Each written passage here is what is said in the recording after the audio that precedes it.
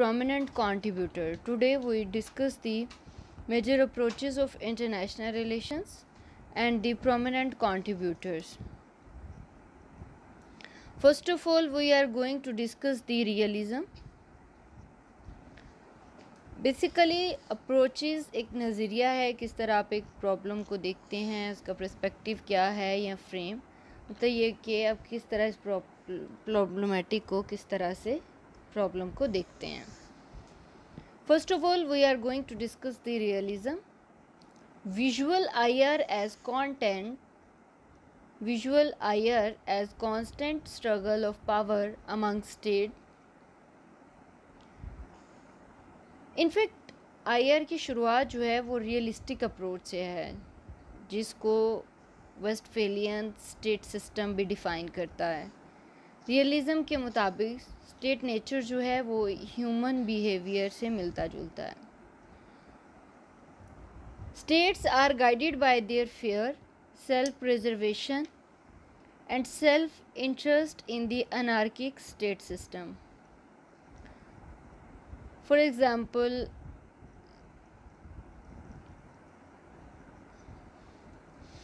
Human behaviour जो है वो स्टेट बिहेवियर ह्यूमन बिहेवियर से बहुत ज़्यादा मुताबिकत रखता है. जिस तरह human, for example, if passes through a forest, they feel fear. They focuses on their self-interest for their self-defense. Same as state sovereign होती है in anarchic world, and they always fear for their interests. They wanted to increase their power. So IR is nothing but the constant struggle of increasing power. Thucydides, Hans Margentho, Kenneth Wald are the main proponent of the IR. Thucydides को वो Greek historian है, इसका जो main है वो माना जाता है. इसी तरह हेंस मर्गेंथो जो हैं उनको फादर ऑफ आईआर कंसिडर किया जाता है.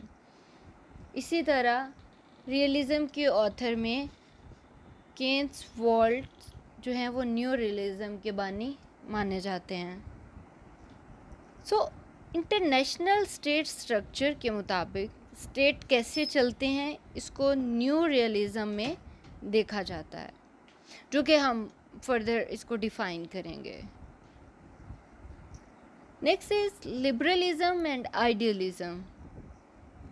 Highlight interdependence and cooperation among states by way of international organization, free trade and commerce and democracy.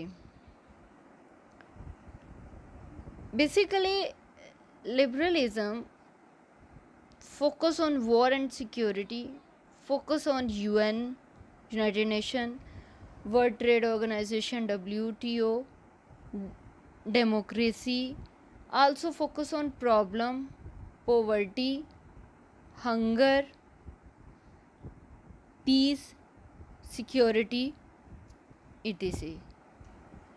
अक्सर औक़ात स्टेट उसके मुताबिक ही रिस्पॉन्स करता है, रेशनली या रिस्पॉन्सिबली, या मतलब ह्यूमन बिहेवियर को सेम ऐसे माना जाता है state behaviour. Most of the time state behave rationally and responsibly. Emil Kant, Robert O. Cohen and Joseph S. Nye, these are the proponent of liberalism and idealism. Basically liberalism का मानना ये है कि जो स्टेट्स हैं वो एक दूसरे पे इंटरडिपेंडेंस होती हैं. जैसे कि अरस्तू ने कहा है कि इंसान जो है वो माशरती हैवान है, तो सेम एज उसको अपने जैसे इंटरेस्ट के लिए एक दूसरे पे डिपेंड करना पड़ता है अपनी ज़रूरियात के मुताबिक, सेम एज स्टेट जो है वो इंटरडिपेंडेंस होती है और वो आपस में कोऑपरेशन करती हैं by the way of international organisation. तो स्टेट बिहेवियर और ह्यूमन बिहेवियर जो है वो आपस में रिजेम्बलेंस रखते हैं। The next one is Marxism. Visualize international state system as exploitative capitalist design wherein capitalist class of core states of Western Europe and North America in nexus with elite class of periphery third world states exploit the masses and natural wealth of the periphery. State act as instrument of capitalist class. Basically, Marxism talk about the class struggle, जहाँ ये कि capitalist class है जो core states की हैं या core states जो western Europe की या नॉर्थ अमेरिका का पावरफुल स्टेट है, वहाँ जो ये कैपिटलिस्ट क्लास है वो एक नेक्सस बनाते हैं और थर्ड वर्ल्ड कंट्रीज़ जो हैं उनको लूटते हैं। जैसे कि उसने कहा कि capitalist class of the core state of western Europe and north America in nexus with elite class of periphery, कि पेरिफ्री जो कि थर्ड वर्ल्ड स्टेट्स हैं उनकी जो एलीट क्लास है ये उनके साथ मिलके एक नेक्सस बनाते हैं और ये थर्ड वर्ल्ड कंट्रीज़ जो हैं उनको एक्सप्लॉइट करते हैं। And state act as instrument of capitalist class. State act like a instrument to help capitalist class. Elite class nexus बनाता है and the world third world countries को exploit करते हैं। स्टेट वहाँ पे थर्ड वर्ल्ड कंट्रीज़ के लिए कुछ करने के बजाय वहाँ जस्ट एक इंस्ट्रूमेंट की तरह एक्ट करती है जो कि थर्ड वर्ल्ड जो कि एलीट क्लास और कैपिटलिस्ट क्लास और एलीट क्लास ऑफ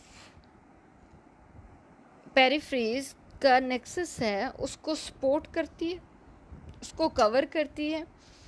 इस तरह मैं जो मार्क्सिज्म है वो इस नज़र से आईआर को देखता है। वो कहता है कि ये टोटल की टोटल एक क्लास स्ट्रगल है जो कि मिलकर एलीट क्लास ऑफ पेरिफ्रीज के साथ मिलके एक्सप्लॉइट करते हैं मैसेस को और नेचुरल वेल्थ ऑफ दी जो पेरिफ्रीज है, पेरिफ्रीज के नेचुरल रिसोर्सेज हैं या उसके नेचुरल वेल्थ जो है उसको ये एक्सप्लॉइट करते हैं। Feminism traces and link exploitative and self-interested nature of IR to gender inequality and domination by man। इसमें बेसिकली वो ये कह रहा है कि इसमें ट्रेस करता है कि लिंक को एक्सप्लोइटेटिव और self interested nature of IR को कि सारी स्टेट्स असल में पावर स्ट्रगल के लिए काम करती हैं। तो ये जो स्ट्रगल ऑफ पावर है वो अपनी नेचर में मीन है, वो gender inequality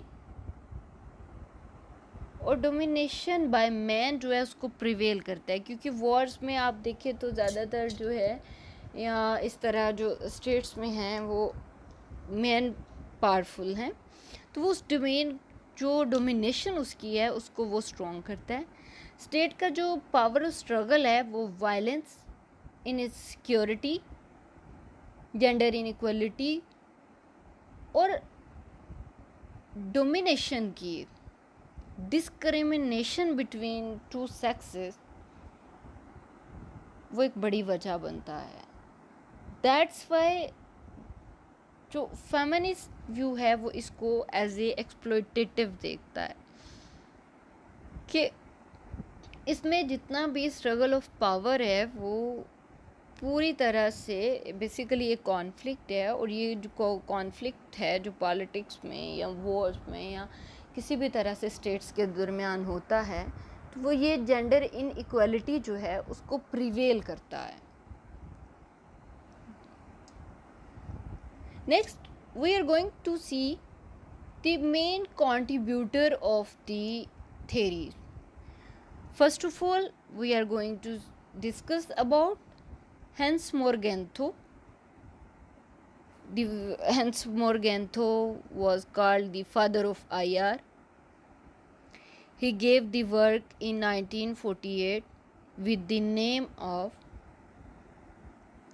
Politics Among Nations. He is the father of IR. Realist school of thought. Basically, Hans Morgenthau, according to him, IR is nothing but the struggle of power. Same as the realist school of thought said, IR is struggle of power among nations. कि ये पूरी की पूरी एक कोशिश है, एक struggle है ताकत हासिल करने की स्टेट्स के दरमियान.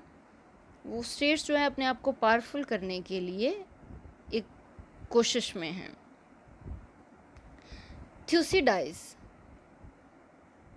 460 to 400 BC.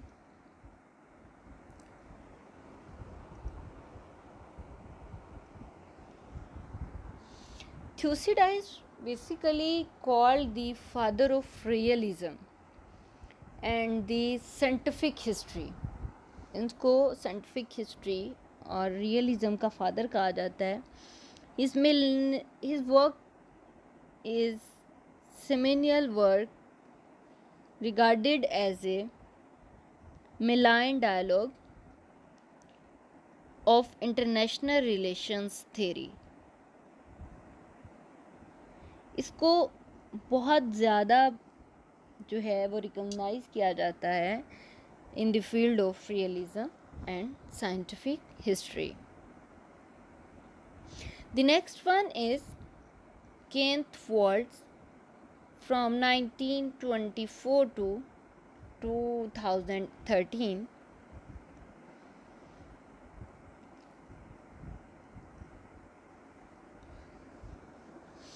He gave the idea of new realism and level of analysis, which we discussed, that the individual, then national, then international. He gave the level of analysis and the idea of new realism. New realism में हम discuss करते हैं कि ये जो anarchic में एक sovereign state है या स्टेट है उसको एक्ट किस तरह से करना है, किस तरह से वो रन की जाती है. His work with the name of Man, the State and War, Theory of International Politics. उसका काम जो है वो man, the state and war and the theory of international politics के नाम से रिकॉग्नाइज किया जाता है world wide. Robert O Keohane and Joseph S Nye founded new liberalism. I hope you can understand the theories and the most proponent or main proponent of the theories. Now we're going toward the sum up. Traditionally, IR is study of interaction and interrelations between sovereign states in the international state system. IR basically है क्या, अगर रवायती तौर पे भी हम इसको देखें तो ये बेसिकली जो है वो एक study of interactions and inter relations between sovereign states in the international state system. दो सोवरेन खुद मुख्तार जो रियासतें होती हैं उनके दरमियान जो इंटरेक्शन है या इंटर रिलेशंस जो उनके होते हैं उनको हम क्या कहते हैं, इंटरनेशनल स्टेट सिस्टम.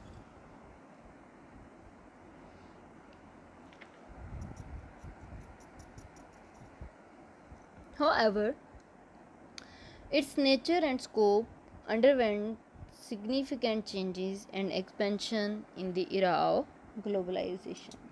अब इसका जो नेचर है, स्कोप है वो, और जो सिग्निफिकेंस है, और वो उसकी बहुत ज़्यादा एक्सपेंशन है in the era of the globalization. Now focus is shifting from state to non-state actors, decentralized, decentered interaction among multiple players in the more dynamic global system.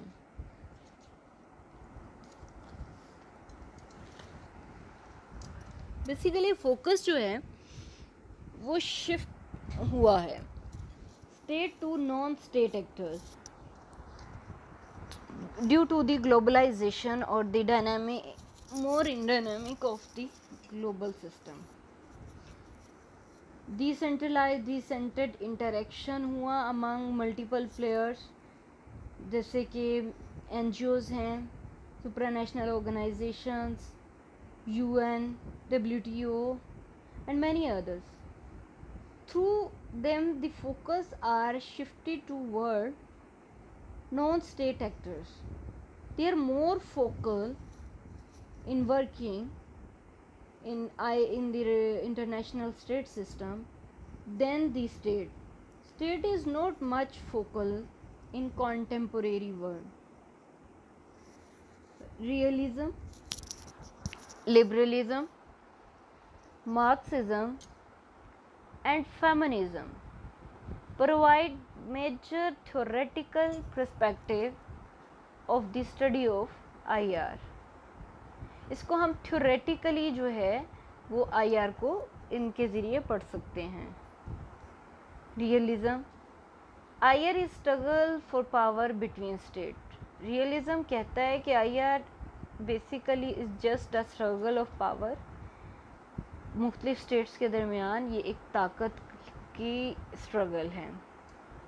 Liberalism focuses on interdependence and cooperation.